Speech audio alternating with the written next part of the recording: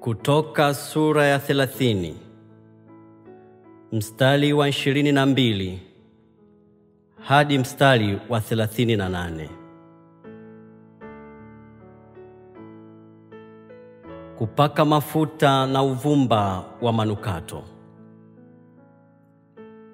Kisha Bwana akasema na Musa na kumwambia, jitwalie manukato yaliyo bora, manemane mbichi, shekeli 500, na mdalasini wenye harufu nzuri nusu ya kiasi hicho, yaani shekeli 250, na kane shekeli 250, na kida shekeli 500. Kwa kuiandama shekeli ya mahali patakatifu,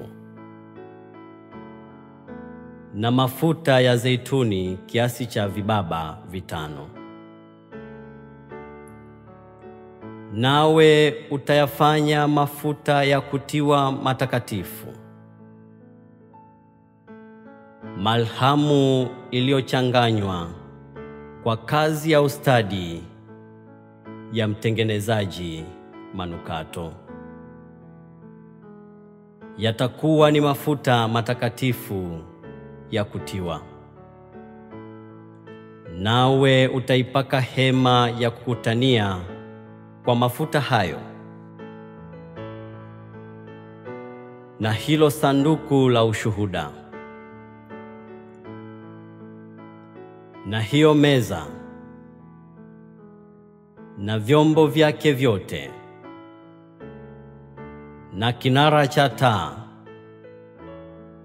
na vyombo vyake, na madhabahu ya kufukizia uvumba,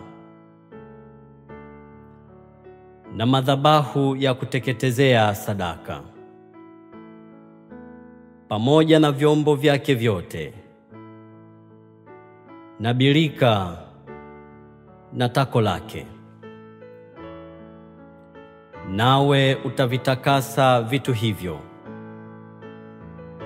ili viwe vitakatifu sana. Tena kila kivigusacho vyombo vile kitakuwa kitakatifu.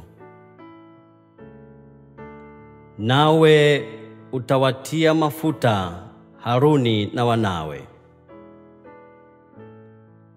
na kuwatakasa, ili wanitumikie katika kazi ya ukuhani. Nawe utanena na wana wa Israeli na kuwaambia, haya yatakuwa ni mafuta matakatifu ya kutiwa kwa ajili yangu mimi katika vizazi vyenu vyote. Hayatamiminwa katika kiwiliwili cha binadamu, wala msifanye mengine mfano wa haya, kama yalivyoungwa kwa viungo vyake. Ni matakatifu, na kwenu ninyi yatakuwa matakatifu. Mtu awaye yote atakayechanganya mafuta mfano wa haya, au mtu awaye yote atakayetia mafuta haya juu ya mgeni, mtu huyo atakatiliwa mbali na watu wake. Bwana akamwambia Musa, jitwalie manukato mazuri, yaani natafi na shekelethi na kelbena na viungo vya manukato vizuri, pamoja na ubani safi. Vitu hivyo vyote na viwe vya kipimo kimoja. Nawe utafanya uvumba wa vitu hivyo, manukato ya kazi ya ustadi wa mtengenezaji manukato. Yatakuwa yamekolea, safi, matakatifu. Nawe baadhi yake utayaponda sana na kuyaweka mbele ya ushuhuda ndani ya hema ya kukutania. Hapo nitakapokutana nawe, nayo yatakuwa kwenu matakatifu sana.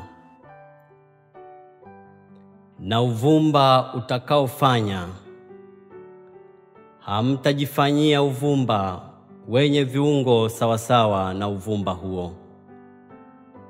Utakuwa kwenu mtakatifu kwa ajili ya Bwana. Mtu yeyote atakayefanya mfano wa huo ili kuunusa, mtu huyo atakatiliwa mbali na watu wake. Kutoka sura ya 31 mstari wa 1 hadi mstari wa 11. Bezaleli na Oholiabu. Bwana akanena na Musa na kumwambia, angalia, nimemwita kwa jina lake Bezaleli mwana wa Uri, mwana wa Huri, wa kabila ya Yuda. Nami nimemjaza roho ya Mungu katika hekima na maarifa na ujuzi na mambo ya kazi ya kila aina, ili abuni kazi ya ustadi. Uwafundi wa dhahabu na wa fedha na wa shaba, na kukata vito kwa kutiwa mahali, na kuchora miti, na kufanya kazi ya ustadi iwayo yote. Tena, tazama, nimemchagua awe pamoja naye huyo Oholiabu mwana wa Ahisamaki, wa kabila ya Dani. Nami nimetia hekima katika mioyo yao wote wenye moyo wa hekima, ili wapate kufanya vyote nilivyokuagiza, yaani hema ya kukutania na sanduku la ushuhuda na kiti cha rehema kilicho juu yake na vyombo vyote vya hema na meza na vyombo vyake na kinara cha taa safi pamoja na vyombo vyake vyote na madhabahu ya kufukizia uvumba na madhabahu ya sadaka ya kuteketezwa na vyombo vyake vyote na birika na tako lake na mavazi yenye kufumwa kwa uzuri na mavazi matakatifu ya Haruni kuhani na mavazi ya wanawe, ili kutumika katika kazi ya ukuhani, na mafuta ya kutiwa, na uvumba wa manukato mazuri, kwa ajili ya mahali patakatifu, sawasawa na yote niliyokuagiza, ndivyo watakavyofanya wao. Kutoka sura ya 31 mstari wa 12 hadi mstari wa 17. Sheria za Sabato. Bwana akasema na Musa na kumwambia, kisha nena wewe na wana wa Israeli na kuwaambia, hakika mtazishika Sabato zangu, kwa kuwa ni ishara kati ya mimi na ninyi katika vizazi vyenu vyote, ili mpate kujua ya kuwa mimi ndimi Bwana niwatakasaye ninyi. Basi mtaishika hiyo Sabato, kwa kuwa ni takatifu kwenu. Kila mtu atakayetia unajisi, hakika yake atauawa. Kwa kuwa kila mtu afanyaye kazi katika siku hiyo, nafsi hiyo itakatiliwa mbali na watu wake. Kazi itafanywa siku 6, lakini siku ya 7 ni Sabato ya kustarehe kabisa, takatifu kwa Bwana. Kila mtu atakayefanya kazi yoyote katika siku ya Sabato, hakika yake atauawa. Kwa ajili ya hayo, wana wa Israeli wataishika Sabato, kuiangalia sana hiyo Sabato katika vizazi vyao vyote. Ni agizo la milele. Ni ishara kati ya mimi na wana wa Israeli milele. Kwani kwa siku 6 Bwana alifanya mbingu na nchi, akastarehe kwa siku ya 7 na kupumzika. Kutoka sura ya 31 mstari wa 18. Mbao 2 za mawe ni ushuhuda wa agano. Hapo Bwana alipokuwa amekwisha zungumza na Musa katika mlima wa Sinai, akampa hizo mbao 2 za ushuhuda, mbao 2 za mawe zilizoandikwa kwa chanda cha Mungu. Kutoka sura ya 32 mstari wa 1 hadi mstari wa 35. Sanamu ya ndama ya dhahabu. Hata watu walipoona ya kuwa Musa amekawia kushuka katika mlima, wakakusanyana, wakamwendea Haruni, wakamwambia, haya, katufanyizie miungu itakayo kwenda mbele yetu, kwa maana Musa huyo aliyetutoa katika nchi ya Misri hatujui yaliyompata. Haruni akawaambia, zivunjeni pete za dhahabu zilizo katika masikio ya wake zenu na wana wenu na binti zenu, mkaniletee. Watu wote wakazivunja pete za dhahabu zilizo katika masikio yao, wakamletea Haruni. Akaipokea mikononi mwao, akaitengeneza kwa patasi, akaifanya iwe sanamu ya ndama kwa kuyeyusha. Nao wakasema, hiyo ndiyo miungu yako, Israeli, iliyokutoa katika nchi ya Misri.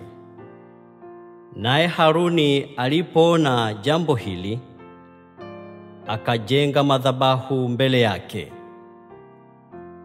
Haruni akatangaza akasema, kesho itakuwa sikukuu kwa Bwana. Wakaondoka asubuhi na mapema, wakatoa dhabihu, wakaleta sadaka za amani. Watu wakaketi kula na kunywa, wakaondoka wacheze. Bwana akamwambia Musa, haya, shuka, kwa maana watu wako uliowatoa katika nchi ya Misri wamejiharibu nafsi zao. Wamepotoka upesi kuiacha ile njia niliyowaamuru. Wamejifanyizia ndama ya kuyeyusha, wakaiabudu na kuitolea dhabihu. Wakasema, hiyo ndio miungu yako, Israeli, iliyokutoa katika nchi ya Misri. Tena Bwana akamwambia Musa, mimi nimewaona watu hawa, na tazama, ni watu wenye shingo ngumu. Basi sasa niache, ili hasira zangu ziwake juu yao, niwaangamize, nami nitakufanya wewe uwe taifa kuu. Musa akamsihi sana Bwana Mungu wake na kusema, Bwana, kwa nini hasira zako kuwaka juu ya watu wako uliowaleta kutoka nchi ya Misri kwa uweza mkuu na kwa mkono wenye nguvu? Kwa nini wa Misri kunena wakisema, amewatoa kwa kuwatenda uovu, ili apate kuwaua milimani na kuwaondoa watoke juu ya uso wa nchi? Geuka katika hasira yako kali, ughairi uovu huu ulio nao juu ya watu wako. Mkumbuke Ibrahimu na Isaka na Israeli, watumishi wako, ambao uliwaapia kwa nafsi yako na kuambia, nitazidisha kizazi chenu mfano wa nyota za mbinguni. Tena nchi hii yote niliyoinena nitakipa kizazi chenu, nao watailithi milele. Na Bwana akaugaili ule uovu aliousema, ya kwamba atawatenda watu wake. Basi Musa akageuka, akashuka katika mlima,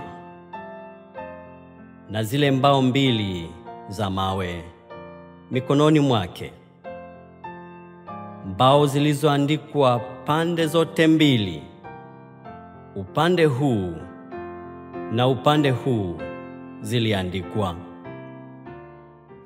Na zile mbao zilikuwa kazi ya Mungu, nayo maandiko yalikuwa maandiko ya Mungu yaliyochorwa katika zile mbao. Na Yoshua aliposikia kelele za watu walipokuwa wakipiga kelele, akamwambia Musa, kuna kelele ya vitu malangoni. Akasema,